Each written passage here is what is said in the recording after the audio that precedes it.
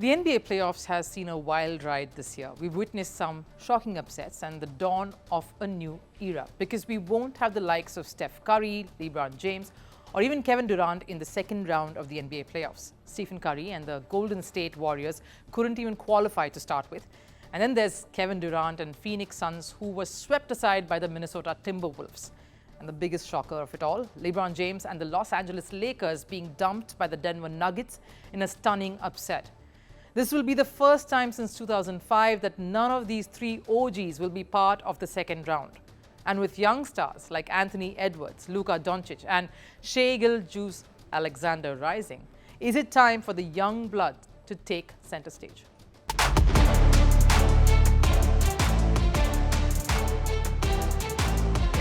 Every team goes through a transition phase when legends pave the way for youngsters.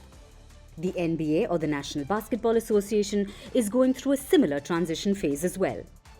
The NBA first-round playoffs saw the exit of the Phoenix Suns to a 4-0 series sweep by the Minnesota Timberwolves.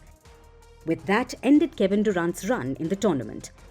The biggest shocker came when LeBron James's Los Angeles Lakers were beaten by the Denver Nuggets 4-1 in the first round. And Stephen Curry's Golden State Warriors didn't even qualify for the first-round playoffs. This will be the first time since 2005 that the second round of the NBA will not see the presence of even one of the legendary trio.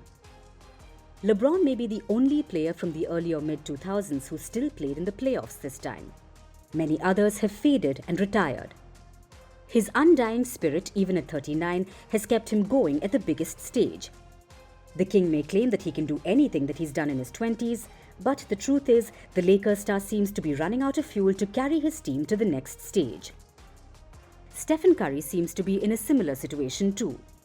Earlier this year, he wasn't a starter on the All-Star lineup.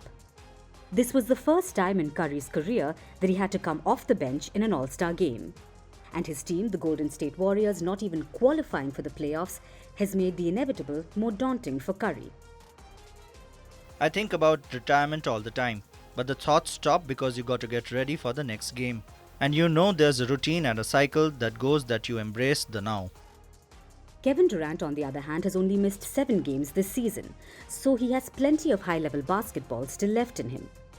He's contracted with the Suns through at least the 2025-26 season, but there's no telling where his career will take him after that. The loss against the Minnesota Timberwolves was a wake-up call. But with the OGs out of the picture, it's clear that a new era is upon us in the NBA.